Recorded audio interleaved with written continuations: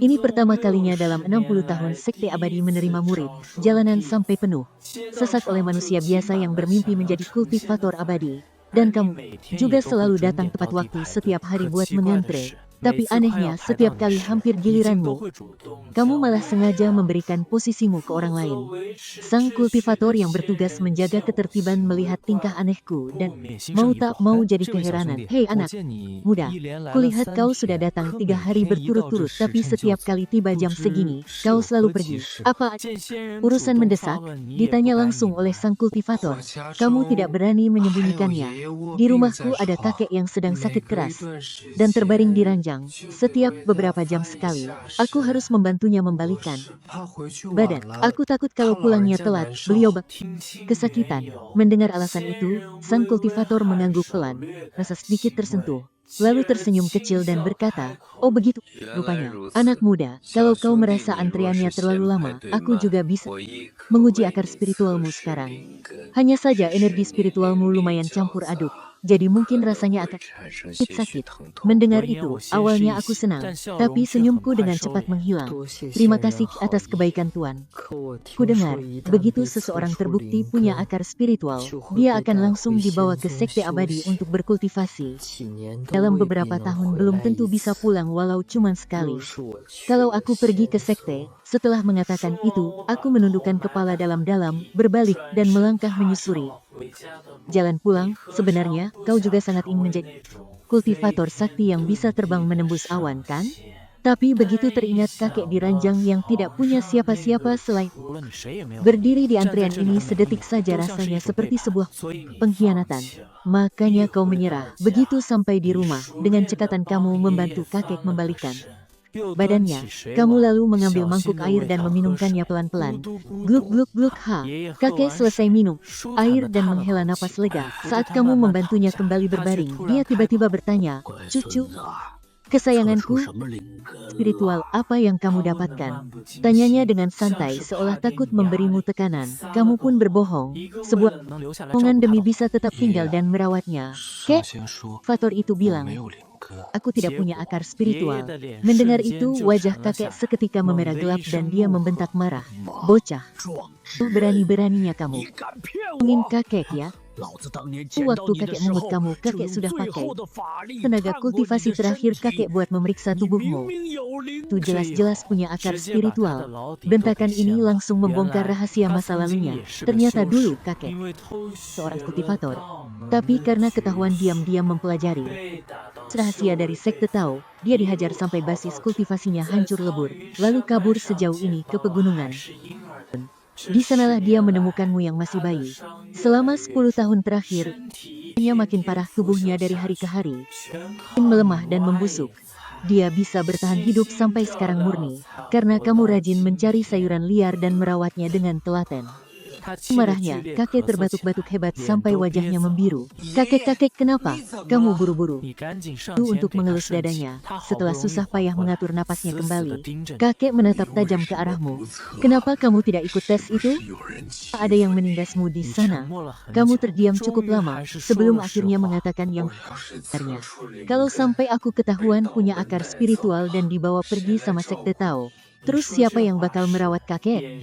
Panmu sangat teguh saat mengatakan hal itu, seolah kesempatan menjadi dewa abadi sama sekali tidak ada harganya di matamu. Mendengus dingin lalu memalingkan wajahnya. Kakek dan cucu itu pun saling mendiamkan, membuat suasana rumah terasa sangat sunyi. Akhirnya, kakek yang buka suara duluan dengan nada suara yang sangat lelah. Zian, pergilah masak sana. Iya kek, kamu lang. Berdiri dan pergi mencuci sayuran liar di keranjang. Melihatmu yang kembali, sepertinya sudah benar-benar muak mengurusi sayuran liar itu. Zian, tubuh kakek ini tak makan yang enak. Sepertinya kakek tidak akan bertahan lagi. Potong saja ayam bulu zamrud itu. Gerakan tanganmu tiba-tiba. Ayam itu. Dari hasil kita menghemat jatah makan entah berapa lama. Awalnya kita berharap ayam itu bisa bertelur untuk bekal musim dingin. Kalau dimakan sekarang, bagaimana kita bisa melewati musim dingin ini? Apa kalau makan ayam itu, penyakit kakek bakal sembuh? Tanyamu berpegang pada secercah harapan terakhir. Kakek mengangguk tanpa ragu sedikit pun. Jadi, kamu tidak ragu lagi sekali bebas. Dengan cepat, ayam bulu zamrud yang beratnya cuma 2 kilogram itu pun mati. Malam harinya, kamu memakai daging ayam dan sayuran liar untuk merebus sepanci besar kaldu. Kamu dengan hati-hati memisahkan setiap potong daging ayam yang montok, lalu menyuapkannya sedikit demi sedikit kepada kakek. Setelah kakek kenyang, kamu menyerok semua sisa daging ayam di panci, lalu menaruhnya di mangkuk untuk disimpan buat besok. Kamu sendirian cuma makan sisa kuah di dasar panci dan remahan sayuran liar, menelannya dengan cepat. Kakek cuma diam memperhatikan semua ini. Tiba-tiba dia angkat bicara. Suaranya terdengar sangat tenang, sampai terasa menakutkan. Zian, sisa daging ayam itu, kamu makan saja, gak mau kamu menolak tanpa pikir panjang. Kalau aku yang makan, penyakit kakek gimana? Hehe. Kakek tertawa serak. Tadi kakek bohong sama kamu. Penyakit kakek ini sudah nggak bisa disembuhkan lagi. Lagi pula, kakek bisa ngerasain kalau umur kakek gak panjang lagi. Belum sempat kamu bereaksi, dia lanjut bicara. Kakek bakalan segera pergi. Tanpa ayam itu, kamu gak akan bisa bertahan hidup musim dingin ini. Kalau mau tetap hidup, kamu cuma bisa pergi ke Sekte Dao Sembilan Langit. Aku gak mau pergi. Kamu berteriak padanya. Aku mau di sini saja merawat kakek. Di wajahmu yang masih belia, terlihat sikap keras kepala yang tak sesuai dengan umurmu. Anak bodoh, waktu kakek sudah habis. Dia menghela napas. Tolong bantu kakek buka baju ini. Kamu menuruti perintahnya, menyingkap pakaian bututnya lapis demi lapis. Di dadanya ada sebuah buku tebal yang diikat kuat dengan cabikan kain. Ambil buku itu. Kamu mengambilnya, lalu membukanya. Isinya kosong melompong, gak ada satu huruf pun di sana. Sampulnya terbuat dari batu bio. Bahkan gak ada judulnya. Kakek, buku apa ini? Sepanjang hidup kakek hancur gara-gara benda ini. Dia menghela napas panjang, nada suaranya penuh dengan kepahitan hidup. Ingat, sembunyikan buku ini baik-baik. Jangan sampai ada yang tahu. Dia terbatuk hebat lagi. Setelah itu, tatapannya mulai kosong. Suaranya pun semakin lemah dan melayang. Kakek mau pergi sekarang. Mulai sekarang, jalani hidupmu sendiri. Ingat pesanku, orang kecil itu tidak bersalah. Tapi menyimpan harta karun adalah sebuah dosa. Aku ingat, kek, katamu sambil menahan air mata, mengangguk kuat-kuat. Terakhir, dia memaksakan diri memfokuskan tatapannya yang sudah buyar, lalu menatapmu lekat-lekat. Satu lagi, pesan kakek, kalau manusia tidak memikirkan dirinya sendiri, langit dan bumi akan menghancurkannya. Dia menekankan setiap kata, mengerahkan sisa tenaga terakhir di sekujur tubuhnya. Begitu kata-katanya selesai, dia akhirnya terbebas dari penderitaan. Matanya perlahan terpejam dan tidak ada lagi pergerakan. Kamu bersimpuh di samping ranjangnya, menangis sejadi-jadinya sepanjang malam. Keesokan harinya, saat langit baru saja terang tanah, di depan makam baru kakek, kamu bersujud 3 kali. Setelah itu, kamu mengemas semua barang bawaan dan pergi meninggalkan rumah. Kamu harus pergi berkultivasi. Ini adalah wasiat terakhir kakek. Hari ini adalah hari pendaftaran terakhir untuk masuk ke Sekte Dao. Kamu berangkat pagi-pagi buta, tapi di luar halaman rumah kepala desa sudah sesak dipenuhi orang. Kak Su, di tengah kerumunan, Chin Wan melihatmu. Hari ini dia juga menggendong Rensel di sampingnya, dikelilingi oleh orang tuanya yang tampak sangat bangga. Jelas, dia sudah lulus ujian masuk. Kamu berjalan menghampiri dan bertanya, apa kamu? Akar spiritual apa? Dagu Syawan sedikit terangkat dan dengan wajah berseri-seri dia menjawab, akar spiritual kelas atas elemen tunggal. Senior bilang, aku bisa langsung jadi murid inti. Wah, selamat ya, kamu benar-benar ikut bahagia untuknya. Tapi, tepat saat itu, pintu gerbang rumah kepala desa terbuka, dan yang membuka pintu itu tak lain adalah Senior Suanji, kultivator yang kemarin mau mengujimu. Begitu melihatmu, dia tampak sedikit terkejut. Ada keperluan apa kau kemari? Lapor. Senior, kamu menjawab agak canggung. Kakekku sudah tidak butuh dirawat lagi. Jadi aku mau coba ikut tes. Masuk.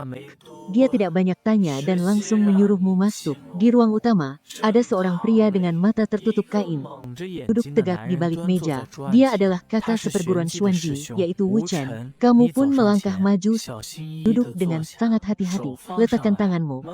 Ini, pria bermata tertutup itu menyadari kedatanganmu. Suaranya datar tanpa emosi. Kamu meletakkan tanganmu di atas meja.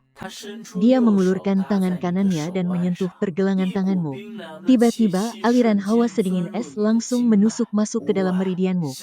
Di luar, orang tua Xiaowan tampak mendorong-dorong putrinya. Xiaowan, cepat, kamu ikut masuk sana. Coba lihat si Zian itu beneran punya akar spiritual atau enggak. Xiaowan baru saja melangkah masuk. Wu Chen sudah menarik kembali tangnya. Selamat, punya akar spiritual, kau bisa berkultivasi. Mendengar itu, batu besar yang mengganjal di hatimu akhirnya. Kakek nggak bohong padaku. Namun kalimat yang dia ucapkan selanjutnya terasa seperti seember es yang disiramkan tepat ke atas kepalamu. Tapi sayang sekali, akar spiritualmu. Akar spiritual campuran 5 elemen, bakat yang paling rendahan, pencapaian tertinggimu, kelak paling-paling hanya mentok di tahap kondensasi Qi, tingkat 1. Wajahmu pucat pasi. Apakah bakatku seburuk itu? Gumamu pelan, bukan buruk, koreksi pria itu. Tapi, paling sampah. Kau cuma pantas jadi murid pelayan. Kau harus mengabdi pada sekte selama 50 tahun. Baru setelah itu kau diizinkan pergi. Kau bersedia? Asalkan bisa belajar kultivasi, apapun akan kulakukan. Aku bersedia, jawabmu tanpa ragu sedikit pun. Bagus. Perlah dan tunggu di sana. Kamu memberi hormat padanya, lalu berbalik keluar dari ruang utama. Sesampainya di halaman, kamu melihat Xiaowan. Saja kamu mau mengajaknya bicara, gadis itu malah bereaksi seolah habis melihat Luke jadi-jadian. Dia langsung mundur ketakutan dan bersembunyi di belakang orang tuanya. Xiaowan kemudian menarikmu menjauh. Dengan senyum palsu yang menempel di wajahnya, dia berkata, Zian, deh, kamu dan Xiaowan sekarang memang sama-sama sudah jadi kultivator, tapi kamu itu cuman pelayan, sedangkan Xiaowan itu murid inti. Nasib kalian berdua udah ibarat langit dan bumi, Tante. Tante apa? Firasat buruk mulai menjalar di hatimu. Wanita itu saling berpandangan dengan suaminya, dan akhirnya niat busuk mereka pun terungkap. Dulu kakekmu memang pernah nolongin kakeknya Xiaowan, makanya mereka berdua bikin surat pertunangan buat kalian. Tapi sekarang kamu lihat sendiri kan, kasta kalian beda jauh banget. Jadi pertunangan ini, batalin aja ya. Rasanya ada hawa sedingin es yang merambat dari telapak kaki hingga ke ubun-ubunmu. Kamu secara refleks menatap Xiaowan yang tumbuh bersamamu sejak kecil itu. Tatapan matanya ternyata dipenuhi dengan rasa jijik. Tatapan itu benar-benar membuat hatimu hancur dan membeku. Oke, tanpa mengucapkan sepatah kata pun, kamu membongkar tas kainmu dan mengeluarkan surat pertunangan yang sudah kamu simpan baik-baik selama bertahun-tahun. Tepat depan mata mereka semua, seraka merobeknya menjadi bagian. Suzian, wajah Xiaowan langsung memerah karena marah. Dengan nada dingin dia memperingatkan. Sekarang kalau kau sudah di dalam sekte, jangan berani-beraninya mengungkit masa lalu kita. Tidak, sudah tidak tahu diuntung, malah berbalik mengancam kamu. Tatapnya tajam, lalu dengan rahang mengeras mendesiskan kata demi kata. Kau benar-benar menjijikan. Selesai bicara, langsung berbalik dan pergi. Kakek sudah tiada, dan pertunangan ini pun sudah hancur. Kamu menahan air mata sekuat tenaga agar tidak menetes. Tidak sudi ditertawakan oleh mereka. Kakak senior Xuanji melihat semuanya. Melihat semua kejadian itu, dia berjalan mendekat dan menepuk bahumu. Gak apa-apa, akar spiritual campuran juga. Bisa kultivasi kok. Nama Ji, aku juga murid pelayan, panggil aja aku kak senior. Nah, yang di dalam sana, itu namanya Wu Chen. Nasibnya sama kayak aku. Kamu sampai bengong, sama sekali nggak nyangka kalau dua kultivator yang kelihatannya sekelas dewa ini ternyata cuma murid pelayan. Salam kakak senior Xuanji, kamu buru-buru memberi hormat. Begitu saja kamu pun ikut mereka memulai perjalanan. Setelah naik turun gunung, barulah kamu benar-benar paham apa artinya perbedaan bumi dan langit. Dalam elit, kayak Qinwan bisa duduk dan nyaman di atas kereta yang ditarik seekor monster siluman raksasa. Sementara kalian para murid pelayan cuma ngikutin kereta. Kang. Jalan kaki pakai dua kaki ngelewatin jalan pegunungan sejauh 800 li. Belum juga masuk gerbang sekte, perbedaannya udah kelihatan. Sejelas ini, kamu akhirnya ngerti kenapa Qinwan ngotot batalin pertunangan kalian. Tapi jujur aja, daripada mikirin kereta itu, kamu lebih iri lihat kakak senior Wu Chen yang matanya ditutup kain itu. Dia bisa berdiri di atas pedang terbang di langit melayang dengan santai. Nah gitu tuh wujud kultivator sejati di bayanganmu. Setelah Setelah lebih dari 1 bulan perjalanan darat melelahkan, kalian akhirnya sampai di Stek Xiao. Baru tuh juga masuk gerbang, para murid dalam dan murid luar langsung dijemput sama tetua mereka masing-masing. Kamu dan satu lagi cowok sedesamu yang namanya Zhou Haoran dibawa sama Suanji ke aula pelayan. Kepala aula pelayan ngasih kalian masing-masing 1 buku panduan Guiyuan dan 1 butir pilci. Terus kalian diserahin ke manajer Wang.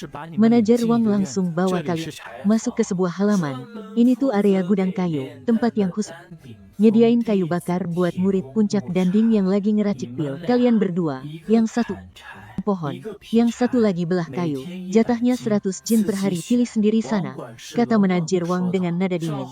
Zhou Haoran tanpa mikir yang langsung milih tugas belah kayu yang kelihatannya jauh lebih gampang. Terus, gak mau kamu dapat bagian nebang pohon. Bulan pertama, kalau target gak tercapai, aku gak bakal ngehukum kalian, tapi bulan depan kalau masih gak kelar, poin kontribusi kalian bakal dipotong, dan kalian bakal kena hukuman fisik. Paham kalian? Paham manajer, kamu, dan Zhou Haoran buru-buru nyahut. Malam harinya, kamu sendirian di kamar. Kamu nyimpen 1 butir pilci yang berharga itu di kolong kasur. Habis itu kamu ngeluarin gulungan kuno tanpa nama dari balik bajumu. Selama sebulan ini, benda itu selalu ikat di badan. Permukaan batunya keras banget. Sampai-sampai udah bikin perutmu lecet parah. Kakek cuma nyuruh kamu nyimpen baik-baik benda itu. Tapi dia nggak pernah ngasih tahu fungsi sebenarnya. Kamu nggak mau pusing. Jadi kamu taruh aja di samping. Terus kamu ambil panduan Guiyuan, duduk bersila, dan mulai coba buat kultivasi. Kamu tutup mata, berusaha keras ngerasain energi spiritual alam di sekitarmu buat diserap ke dalam tubuh. Tapi gila aja, susahnya bukan main. Semalaman suntuk kamu nyoba, tapi hasil nihil sama sekali. Besok paginya, terdengar suara ketukan pintu yang keras. Pasti pintu dibuka, yang muncul tuh pria berotot berantakan dengan jenggot lebat. Dia ngelempar sebuah kayu ke arahmu. Namaku Shimeng. Mulai sekarang lu ngikut gue naik gunung buat nebang pohon sepanjang jalan. Shimeng ngasih tahu kamu mana tanaman yang beracun dan buah apa yang bisa dimakan. Kamu berkali-kali bilang makasih. Batin, wah, kakak senior yang satu ini ternyata orangnya baik juga. Pas nyampe lokasi, kamu sadar kalau kamu itu terlalu naif. Dia nunjuk sebatang pohon ek hijau yang cuma segede paha. Terus nyuruh kamu buatnya. Kamu ayunin kapak sekuat tenaga, tapi kapaknya malah mental jauh. Telapak tanganmu rasanya kesemutan sampai mati rasa. Boro tumbang, ninggalin bekas goresan aja nggak di batang pohonnya. Meng yang ngelihat itu langsung geleng-geleng kepala. Dengan muka kesel dia nyingkirin badanmu, terus dia ngeludah di telapak tangannya. Meludah pelan, dia mengalirkan energi spiritualnya lalu mengayunkan goloknya dengan bertenaga. Bilah besarnya menancap dalam di batang pohon hampir saja. Popektus pakai pisau ungu kerok kulit kayunya. 1 pohon ini saja sudah cukup untuk jatah tugasmu selama 2 hari. Perintahnya dingin, kau pun dengan susah payah mengerok kulit pohon itu dengan gerakan canggung. Sementara itu, Shimeng yang berada di samping terus mencibir meremehkan. Kalau caramu payah begini, seumur hidup juga nggak bakal selesai tugasmu. Matanya mendadak berputar licik lalu menatapmu dengan senyum palsu. Gimana kalau begini, Za? Kasih pil kondensasi Qi milikmu itu ke aku. Kedepannya kau cuman perlu mengupas kulit pohon saja. Urusan menebang pohon yang berat-berat, biar aku yang turun tangan. Jantungmu berdesir seketika paham apa niat busuknya. Kakak senior Shimeng, kalau tanpa pil kondensasi, aku nggak akan bisa berkultivasi. Nanti kalau aku sudah punya basis kultivasi, urusan menebang pohon nggak perlu lagi merepotkan kakak senior. Kau menjawab dengan cerdik mencari alasan. Wajah Shimeng seketika menjadi suram dan sedingin es. Dia tidak lagi mengucapkan sepatah kata pun padamu, lalu mulai menebang dengan beringas. Dan pukulannya ke pohon kayu cinggang itu, membuat kulit kepalamu mati rasa. Serpihan kayunya menghantam keras seperti hujan es. Jani sekujur tubuhmu, brengsek itu jelas-jelas lakukannya. Setelah susah payah mengumpulkan kayu bakar yang cukup, di perjalanan pulang, dia cuma mau bantu dorong sedikit saat jalanan menanjak. Perjalanannya sepenuhnya cuman kau sendirian yang ngos-ngosan mendorong gerobak kayu yang berat itu. Sejak kau menolak tawarannya tadi, sikapnya padamu berubah jadi murni siksaan. Sesampainya kembali di gudang kayu, tubuhmu rasanya remuk redam. Kau melihat Zhou Haoran masih jongkok di halaman membelah kayu. Pekerjaannya belum selesai. Kau berjalan menghampiri, berniat membantunya. Tapi begitu dia melihat wajahmu, rasa sesak dan sedih yang dia tahan seharian akhirnya meledak tak tertahankan. Dia menangis sejadi-jadinya. Zian coba lihat tanganku sambil terisak. Dia melempar kapaknya ke tanah dan membuka kedua telapak tangannya yang masih lembut di sana. Terlihat penuh dengan lepuhan air yang sudah pecah. Beberapa di antaranya bahkan masih merembeskan cairan kekuningan kental. Melihat tangannya yang hancur itu, hatimu terasa dingin dan perih. Ternyata membelah kayu jauh lebih menyiksa daripada menebang pohon. Dan ini baru hari pertama menjadi murid pelayan rendahan. Setelah semua pekerjaan kasar itu selesai, Zhao Haoran sudah kelaparan parah. Ibarat dua ekor anjing liar, kalian langsung menghempaskan pantat di depan meja makan. Tuan pengawas Swang, tangan langsung memasak. Aroma daging dan sayuran yang memenuhi meja membuat kalian berdua terus menelan ludah. Tanpa menunggu aba-aba, dan Zhao Haoran langsung menggerakkan sumpit dengan kecepatan kilat. Kalian makan sangat rakus, rasanya piringnya pun mau ikut ditelan. Awalnya kau mengira kalau momen makan ini bakal jadi ajang perebutan yang sangat brutal. Tapi saat kalian berdua mendongak, ternyata para kakak senior lain makannya sangat santai. Bahkan ada beberapa yang cuma makan 2 suap, lalu langsung pergi begitu saja. Hahaha, pelan-pelan saja makannya, gak bakal ada yang mau rebutan sama kalian. Tuan pengawas Wang yang melihat betapa rakusnya kalian, tersenyum dengan tatapan yang sulit diartikan.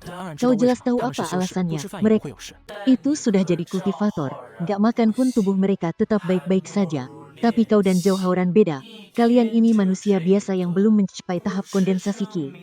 Sehari cuma dapat jatah makan 1 kali ini saja. Kalau hari ini nggak makan sampai mual, besok dijamin, ngangkat kapak pun nggak bakal sanggup.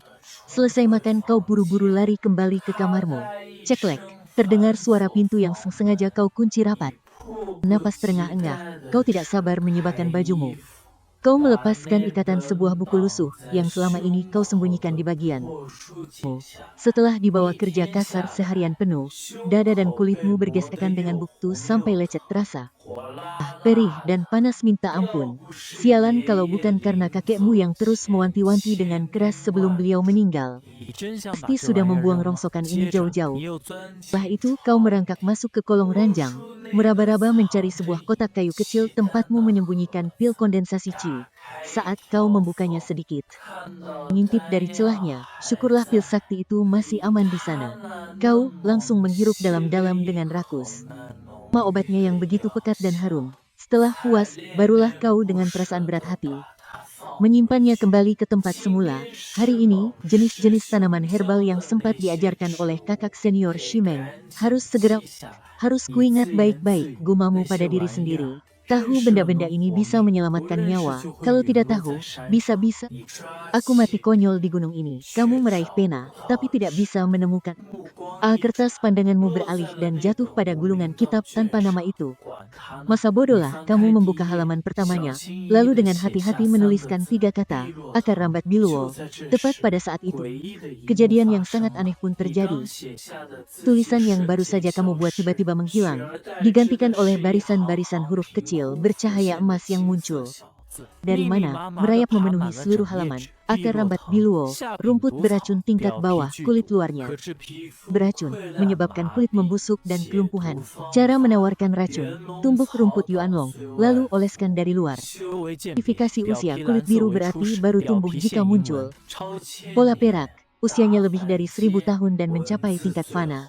Di akhir tulisan bahkan muncul gambar akar rambat biluo yang sangat jelas, saking detailnya sampai bikin merinding, seolah-olah dicetak hidup-hidup di dalam buku itu, bahkan bulu-bulu halus di akar rambatnya terlihat sangat jelas. Kamu tercengang, mulutmu ternganga, jantungmu berdegup kencang, rasanya seperti mau copot dari tenggorokan. Kamu butuh waktu cukup lama untuk bisa tersadar, lalu dengan kasar kamu menutup buku itu dan berat membukanya lagi. Buku itu halamannya kosong melompong, hanya ada kertas putih bersih, bahkan tulisanmu yang tadi lenyap tanpa sisa. Tidak percaya hal mistis ini, lalu mengucek matamu, kembali mengambil pena dan menulis buah berduri. Dalam sekejap, barisan kata itu meledak, memenuhi halaman. Berduri, jenis tanaman berduri tingkat bawah.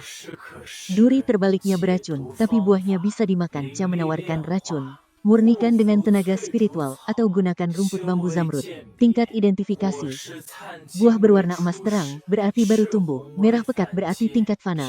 Kali ini kamu benar-benar yakin kamu mendekap erat-erat gulungan kitab itu di dadamu. Tubuhmu gemetar kegirangan. Ini sih bukan buku rongsokan, ini harta karun hari-hari setelahnya. Masih terus mengikuti Shimeng naik gunung untuk membelah kayu. Dalam sekejap, setengah bulan berlalu. Tingkat kultivasimu sama sekali bertambah. Tenagamu memang jauh lebih kuat, tapi kalau bermimpi mau menyelesaikan misi sendirian, itu mustahil. Kamu cuma bisa terus mengekor di belakang Shimeng. Penindasan dari dia semakin membuatmu cemas dan apalagi, dulu Kak Suanji jelas bilang, kalau tinggal di tempat yang kaya energi spiritual, selama setengah bulan, akar spiritual akan bangkit. Tapi sejak melewati gunung awan biru dan bekerja keras memeras keringat, sekarang sudah genap 2 bulan di dalam tubuhmu. Masih sunyi senyap. Bahkan jauh hauran yang bersamamu itu, yang cuma punya akar spiritual campuran 4 elemen, sudah mencapai tahap pemurnian Qi tingkat 1. Dia sekarang sudah bisa menyelesaikan misinya sendiri, sedangkan kamu masih saja jadi orang lemah. Kamu merasa tidak bisa menunggu lebih lama lagi. Akhirnya kamu nekat menebalkan muka dan kembali menemui Kak Suanji dari aula tugas kasar. Kak Suanji, sudah 2 bulan, kenapa jauh hauran sudah mencapai pemurnian Qi tingkat 1? Tapi aku masih belum bisa apa kamu. Langsung bicara tanpa basa-basi. Nada bicaramu menyimpan rasa frustrasi yang bahkan tidak kamu sadari. Jangan buru-buru, Suanji menepuk pelan. Zhao Hauran itu punya 4 akar spiritual. Kamu beda, kamu ini punya akar spiritual campuran 5 elemen. Lengkap. Jadi kalau perkembangannya lebih lambat, itu sangat wajar. Kamu mengertakkan gigi menanyakan hal yang paling kamu idam-idamkan di dalam hati. Di dunia ini ada tidak untuk meningkatkan bakat akar spiritual. Ji sepertinya tergerak oleh tekad kerasmu. Dia menghela napas, lalu memberitahumu ada kabarnya pada zaman ada dewa yang mengandalkan sebuah teknik bernama seni pelenyap inti dewa untuk kuat akar spiritualnya. Tapi teknik itu sudah lama hilang, entah itu sungguhan atau cuma mitos. Hilang, kamu mengucapkan terima kasih pada Suanji, lalu berbalik pergi. Bagi orang lain, itu mungkin cuma legenda, tapi buatmu, itu belum tentu. Sesampainya di tempat tinggalmu, kamu langsung dengan cepat, kau melompat dari ranjang, sebuah ide tiba-tiba meledak di kepalamu. Buku rongsokan gulungan suci ini, kalau benda ini bisa menunjukkan wawasan spiritual, apa jangan-jangan bisa juga memunculkan kultivasi misalnya, teknik dewa pelebur takdir. Dengan tangan gemetar, kau buru-buru menyalakan lilin. Menuliskan 4 huruf teknik dewa pelebur takdir di atas gulungan itu berhasil. Persis seperti tebakanmu. Dan tulisan emas kembali memenuhi halaman. Itu benar-benar teknik dewa pelebur takdir yang sudah lama hilang. Tapi teknik rahasia ini telah berbahaya. Proses kultivasinya wajib dibantu dengan obat-obatan. Entah itu saat memurnikan energi spiritual atau cik obat, risikonya benar-benar mematikan. Dan yang lebih parah, kau harus mencapai tahap kondensasi Qi tingkat 1 untuk bisa memulainya. Rumput roh penenang, bunga pencuci sumsum, buah surya merah. Kau buru-buru menghafal semua tanaman herbal yang dibutuhkan. Lalu menuliskan nama mereka satu persatu di atas gulungan itu. Kau mematri bentuk dan lokasi tumbuhnya dalam-dalam di ingatanmu. Nanti saat naik gunung, kau wajib nya. Kau membulatkan tekad kalau tidak ketemu akan kau tukar pakai poin kontribusi. 1 bulan kemudian, spiritual 5 elemen milikmu akhirnya melunak oleh aliran energi spiritual dan akhirnya bisa terhubung dengan kesadaranmu. Tapi proses mendapatkan energi spiritual itu bagimu benar-benar sebuah siksaan. Zhao Hauran cuma butuh 3 jam penuh untuk memulihkan energi di dantiannya. Sementara kau butuh waktu 6 jam. Siksaan panjang ini rupanya membawa berkah terselubung. Karena energi spiritual membilas tubuhmu 2 kali lipat, lebih lama dari orang biasa. Fisikmu malah jadi jauh lebih tangguh. Inikah yang dibilang kakek soal keadilan langit? Kau membatin sambil tersenyum kecut. Mengingat bahaya yang makin dekat, kau tak sabar lagi. Kau merogoh kolong ranjang, mengambil pil penarik Qi yang sudah lama kau simpan. Lalu menelannya bulat-bulat. Begitu masuk ke mulut, pil itu langsung meleleh. Arus energi yang liar dan buas meledak di dalam tubuhmu, layaknya banjir bandang yang menghantam dantian hingga ke setiap inci tulang dan nadimu. Setelah sisa efek obatnya mereda, kau merasa tubuhmu seperti baru saja ditempa habis-habisan selama bertahun-tahun. Ototmu terasa padat dan kapasitas dantianmu meluas berkali-kali lipat. Satu pil ini setara dengan latihan mati-matian selama 1 tahun. Tahap kondensasi Qi tingkat 1 akhirnya berhasil kau capai. Langsung membuka mata lebar-lebar.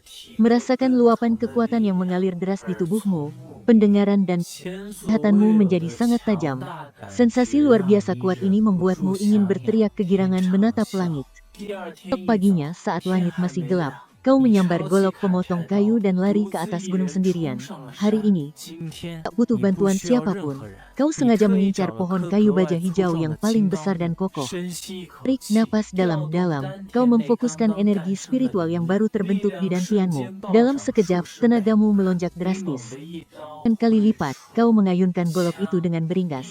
Terang, bunyi benturan keras menggema. Itu secara paksa membelah kulit pohon yang sekeras batu sedalam 1 inci. Berhasil, suara kegirangan. Kau mencabut golokmu, membidik sayatan yang tadi dan kembali mengalirkan energi spiritual. Tebasan kedua mendarat tanpa ampun, membelah setengah inci lebih dalam. Tapi luka kecil ini jauh dari kata cukup untuk menumbangkan si pohon raksasa. Kau kembali mengangkat golok dan mengumpulkan tenaga. Nahas, saat ayunan ketiga turun, kamu mulai terkuras. Mata golok meleset dan malah membuat celah baru di sebelahnya. Sialan. Matamu sanggup melihat arahnya dengan tapi tubuhmu malah telat merespons. Kau pun terengah-engah.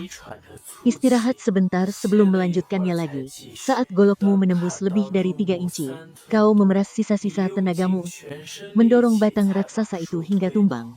Namun di saat yang bersamaan rasa lemas yang amat sangat langsung menyerang sekujur tubuhmu. Lututmu goyah, dan kau nyaris tersungkur ke tanah. Saat kau memeriksa ke dalam dantian, energi spiritual kau sudah benar-benar ludes tak bersisa. Cuma dengan beberapa kali ayunan golok, seluruh kultivasimu langsung terkuras habis. Sambil mendesah pasrah, kau duduk bersila di tanah dan bermeditasi untuk memulihkan diri. Kalau begini ceritanya, butuh setidaknya setengah hari penuh supaya tenagamu kembali. Target kerjamu hari ini sepertinya terancam berantakan. Tepat saat matahari terbit, Shimeng yang sedang memanggul golok besarnya berjalan santai naik ke gunung. Waktu melewati area milikmu, dia langsung terbelalak saat melihat kau ternyata sudah menumbangkan sebatang pohon kayu baja hijau. Dia sama sekali tidak terkejut, malah penuh dengan tatapan meremehkan. Yaelah Suzian, bocah tengik, jangan pikir setelah mencapai pemurnian Qi lapisan 1, sayapmu sudah kuat dan tidak butuh aku lagi ya? Dia melangkah maju perlahan-lahan. Aku sudah bertanya pada Mandor Wang, ternyata kau punya akar spiritual campuran 5 elemen yang paling ampas. Garis akhirmu itu cuma garis awal buat orang lain, tahu tidak? Kalau kau tahu diri. Sekarang poin kontribusi setiap bulan serahkan aku sebagai uang pelindungan. Aku juga tidak akan mengambilnya cuma-cuma. Setiap hari aku akan bantu menebang 1 pohon, biar kau bisa menghemat tenaga. Nadanya terdengar sangat meremehkan dan menekan. Tapi kau bisa mendengarnya bahwa dia tidak sedang mencari gara-gara, melainkan sekadar menyatakan sebuah fakta yang ada. Di matanya, menurutnya, memberikan sumber daya kultivasi ke Yutao cuma buang-buang saja. Kau perlahan membuka mata menatapnya, lalu dengan nada yang paling rendah hati mengucapkan kata-kata yang paling arogan. Terima kasih atas niat baik Senior Shimeng. Aku tahu bakatku memang buruk, tapi aku pantang menyerah. Shimeng tertegun sejenak, lalu langsung meledak dalam tawa. Dia tertawa terbahak-bahak sampai tubuhnya terbungkuk-bungkuk. Cih, orang lemah yang baru masuk, memang sama sepertimu, tidak diuntung dan tak tahu diri. Dia menunjuk ke arahmu sambil menggelengkan kepala. Oke, silakan lanjutkan. Nanti kalau kau sudah tidak kuat lagi, kau bisa datang memohon padaku kapan saja. Setelah berkata begitu, dia memegang goloknya dan masuk ke dalam hutan tanpa menoleh sedikit pun.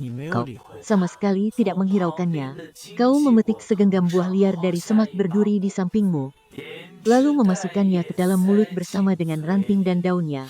Setelah ada makanan di perut, rasa lemasmu baru sedikit mereda. Kau kembali berdiri dan mulai mengayunkan golok kayu lagi. Menjelang senja, barulah kau menarik gerobak yang penuh dengan tumpukan kayu, kembali ke gudang kayu dengan sisa-sisa tenaga. Mandor Wang melihatmu hari ini pergi bekerja sendirian. Wajahnya pun langsung mencarkan senyuman lega. Benaru, aku sudah mencapai tingkat pemurnian Qi lapisan 1. Kau tersenyum sambil membalasnya. 20 kati, luar biasa. Selesai menimbang kayu itu, lalu menepuk bahumu. Besok kerja secukupnya saja, tidak usah terlalu memaksakan diri. Dalam hati kau sangat sadar, tebanganmu ini sudah jauh melampaui target. Kau masih anak baru, tidak seperti Shimeng dan gerombolan pemalas licik itu yang berani mangkir dari tugas. Setelah selesai makan, kau langsung mengurung diri di kamar dan mulai berkultivasi. Shimeng pikir kau tidak akan bisa bertahan lama, tapi dia salah besar. Bukannya menyerah, kau perlahan-lahan mulai kecanduan dengan sensasi di mana kau bisa merasakan dirimu semakin bertambah kuat setiap harinya. Bang kayu kini telah menjadi semacam metode kultivasi bagimu. Waktu 6 bulan pun berlalu dalam sekejap. Yang awalnya, kau membutuhkan waktu 12 jam untuk menyelesaikan tugas harianmu. Sampai saat ini kau bisa menyelesaikannya dengan sangat santai, hanya dalam 8 jam. Teknik ayunan golokmu menjadi semakin stabil, dan penguasaan energi spiritualmu juga semakin sempurna. Kau berhasil mengumpulkan poin kontribusi sebanyak 500 poin. Poin itu bisa ditukar dengan satu butir pil pengumpul chi, atau satu tangkai bunga pembersih sumsum. Kau sempat ragu. Pil pengumpul chi memang bisa meningkatkan tingkat kultivasimu, tapi bunga pembersih sumsum adalah kunci utama untuk berlatih teknik dewa, pengubah esensi dan memperbaiki akar spiritualmu yang ampas itu. Persetan nekat saja sekalian. Aku harus menyelesaikan akar masalahnya terlebih dahulu. Memantapkan hati, kau sadar bahwa untuk jangka panjang, memperbaiki akar spiritual adalah jalan ninja yang paling benar. Saat kau tiba, mulai serabutan, yang sedang bertugas rupanya masih senior Xuanji dan senior Wu Chen yang matanya tertutup kain itu. Bocah ini ternyata sudah berhasil menembus tingkat pemurnian Qi. San 1. Ya, senior Xuanji terlihat sedikit terkejut melihatmu. Kau pun dengan penuh rasa hormat beri salam dan menyerahkan token milikmu. Senior, aku ingin menggunakan 500 poin kontribusi untuk menukar satu tangkai herbal spiritual tingkat atas. Bunga pembersih sumsum. Senior Xuanji mengangguk lalu tumben-tumbenan dia bersedia mengantarmu secara langsung menuju ke pavilion harta karun. Tapi, tepat saat kalian baru saja melangkah pergi, seberkas cahaya pedang melesat cepat dan mendarat di depan pintu balai serabutan. Seorang kultivator dengan tingkat pemurnian Qi puncak diri di sana di belakangnya, dia tampak memeluk erat seorang gadis muda yang sangat cantik. Senior Wu Chen yang matanya tertutup kain langsung. Senior, apakah ada yang bisa kubantu? Gadis itu tiba-tiba melompat turun dari pedang terbangnya dan tanpa disangka, raut wajah mengejek, dia mendekat ke Wu Chen, seolah ingin memastikan apakah dia benar-benar buta. Meskipun Wu Chen tidak bisa melihat, dia bisa merasakan aura kesombongan orang norak itu, tapi dia tidak terpancing emosi. Kau masih ingat aku, gadis dari kota Linyuan itu angkat bicara. Wu Chen langsung ingat. Kau Qin Wan. Dia sangat ingat dengan gadis berakar spiritual tingkat atas yang membatalkan pertunanganmu di depan umum itu. Benar, Qin Wan mengangguk pelan. Salam hormat kakak senior Qin Wan. Wu Chen membungkuk sedikit memberi hormat. Satu, penghormatan ini membuat ego Qin langsung melambung tinggi. Sosok yang dulunya dianggap agung dan tak tersentuh sekarang malah harus membungkuk padanya. Rasanya benar-benar memuaskan. Dengan tatapan merendahkan, dia mengangkat dagunya dan bertanya dengan gaya sok berkuasa. Aku mau tanya satu hal Suzian. Sekarang ada di mana? Lapor kakak senior dia sekarang jadi murid pelayan di ruang kayu bakar. Nada bicara Wu Chen terdengar hormat tanpa ekspresi. Dalam hatinya dia tertawa sinis. Cuma, murid tahap kondensasi tingkat 2, berani-beraninya sok jago di depan dirinya. Berada di tingkat 9 ini. Kalau saja bukan karena aturan sekte, satu tamparan juga cukup untuk menindasnya. Aku membangun gua kultivasi. Carikan aku 2 orang pekerja, dan salah satunya wajib Suzian, paham? Wan menekan nada bicaranya paham. Chen langsung mengangguk patuh. Setelah Qin Wan dan senior Lu Yang itu memberitahukan lokasinya mereka berdua menggunakan pedang terbang.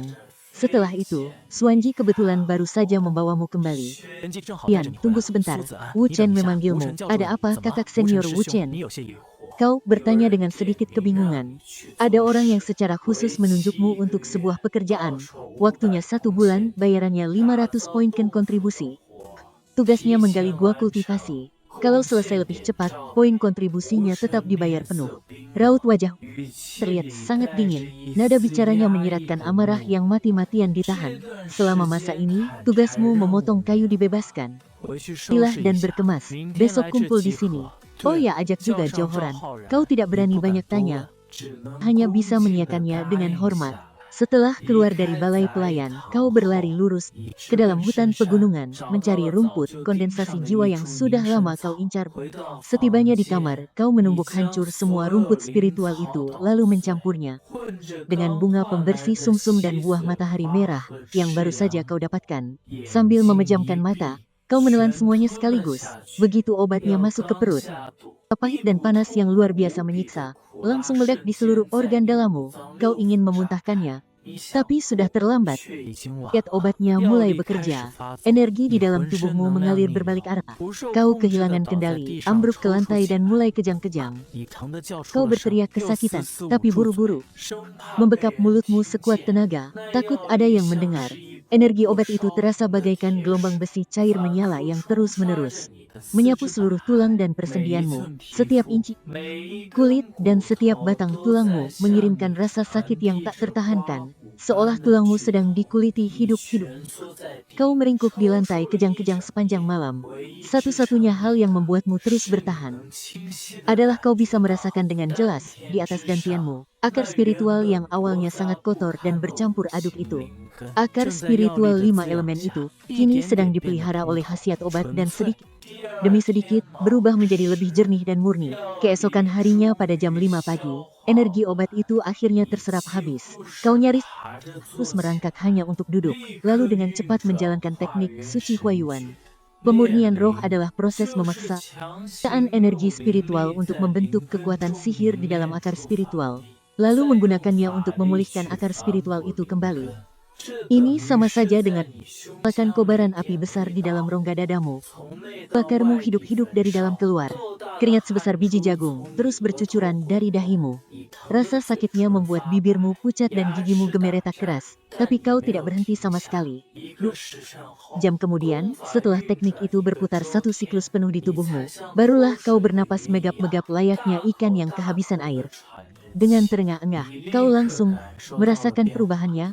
Kecepatan dalam menyerap dan memadatkan energi spiritual kini jauh lebih cepat, tepat 2 kali lipat. Walaupun bakatmu sekarang ini cuma setara dengan akar spiritual 4 elemen seperti milik Zhao Haoran, tapi hal ini sudah cukup membuatmu melihat secercah harapan.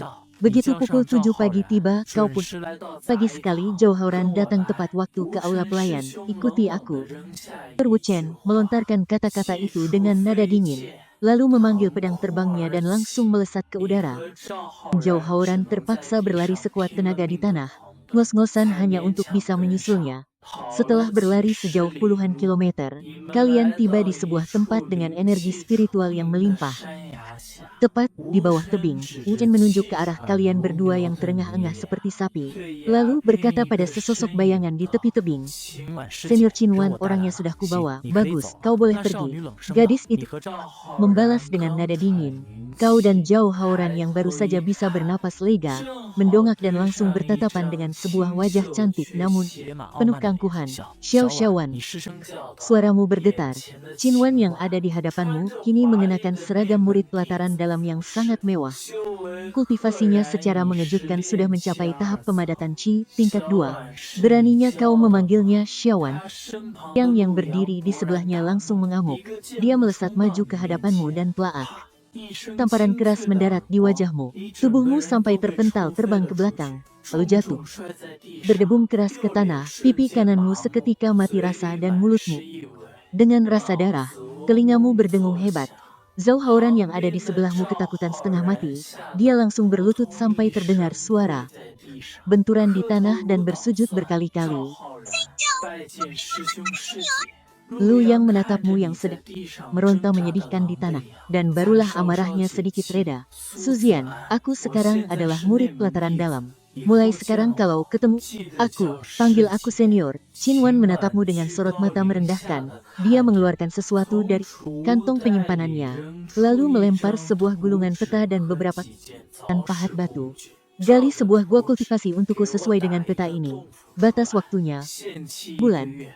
Kalau galiannya melenceng atau nggak selesai, siap-siap saja kultivasi kalian dihancurkan dan ditendang dari gunung ini." Setelah berkata begitu, Qin Wan langsung bersikap manja, bersandar di pelukan Lu Yang. Mereka berdua lalu naik ke pedang terbang dan pergi begitu saja. Cui, setelah mereka terbang, Jauh barulah Zhao Haoran berani berdiri dan meludah ke arah langit. Dasar perempuan gak tahu diuntung. Aku masih di desa, dia ngekorin lu kayak anjing ketemu majikan. Baru juga masuk sekte, udah berani. Lupa daratan. Kau mengusap darah di sudut bibirmu, lalu perlahan bangkit berdiri dengan tatapan mata yang sangat dingin. Dia sekarang punya akar spiritual tingkat atas, sudah jadi murid pelataran dalamnya, sangat dihormati. Sedangkan aku, cuma mantan tunangannya yang punya akar spiritual campuran 5 elemen sampah yang gampang diinjak-injak. Kalau nggak aku nginjak-injak harga diriku, mana bisa dia mamerin status bangsawannya itu? Kau dan Zhao Haoran pun memungut peralatan itu dan mulai menggali tebing batu dengan gila-gilaan. Hei ahei ahei, dua saudara angkat palu bersamalah, sambil menyanyikan lagu daerah kampung halaman. Kalian melampiaskan segala rasa hina dan amarah pada bongkahan batu keras ini. Menjelang hari, Qinwan datang lagi ke bawah tebing. Dia melihat tebingnya sudah digali, membentuk sebuah gua yang besar. Sementara itu, kau dan Zhao Haoran yang sudah kehabisan energi spiritual malah tertidur pulas di dalam gua. Siapa yang suruh kalian di dalam situ? Sebuah teriakan melengking sontak membangunkan kalian berdua. Hormat kami, Senior Qin. Zhao Haoran buru-buru menjelaskan, energi spiritual kami berdua sudah benar-benar habis. Kami niatnya mau istirahat semalam. Besok lanjut lagi, progresnya dijamin gak akan molor kok. Ini adalah gua kultivasi tempatku berlatih nanti. Sentak Qinwan dengan raut wajah penuh rasa jijik. Manusia rendahan macam kalian ini mana pantas tidur di dalam situ. Cepat seret pantat kalian keluar. Zhao Haoran gak berani membantah dia buru-buru. Menarik tanganmu keluar dari dalam gua yang baru saja kalian gali dengan susah payah itu. Kalian berdua diusir keluar persis seperti dua ekor anjing liar yang luntang-lantung. Melihat kalian berdua di luar, barulah amarah Qinwan sedikit mereda. Dia lalu menunjuk tepat di depan. Lalu mengancam dengan penuh penekanan. Kalau sampai aku lihat kalian berdua sembunyi dan tidur di dalam sana lagi, akan suruh kakak senior Luyang untuk menghajar kalian sampai melontarkan ancaman kejam itu. Barulah Qinwan pergi dengan perasaan puas. Perempuan gak tahu diuntung. Umpat Zhao Haoran tanpa suara, hanya menggerakkan bibirnya ke arah punggung perempuan itu. Bil menahan amarahnya, dia bersumpah serapah. Tunggu aja sampai gue berhasil menembus tahap fondasi, bakal gue hajar tuh orang habis-habisan. Tapi biarpun terus mengumpat, sama sekali nggak berani balik lagi ke gua itu di luar. Cuacanya sangat dingin membekukan, angin yang menerpa wajah rasanya menyayat tajam seperti pisau. Kalau saja kalian berdua saat ini bukan kultivator, dengan fisik yang sedikit lebih kuat dari manusia biasa, kalian pasti udah beneran mati kedinginan di tempat antah berantah ini. Baru juga lo duduk bersandar di batu ini. Sebentar saja, angin dinginnya udah bertiup kencang sampai bikin mata lu bahkan gak bisa melek. Udahlah, lo bilang ke Zhao Haoran buruan pulihin energi spiritual lo dan kita lanjut kerja lagi. Makin cepat beres, makin cepat kita bisa cabut dari sini. Mendengar itu Zhao Haoran langsung duduk tegak, meniupkan hawa panas ke tangan kirinya, lalu menjawab, "Oke."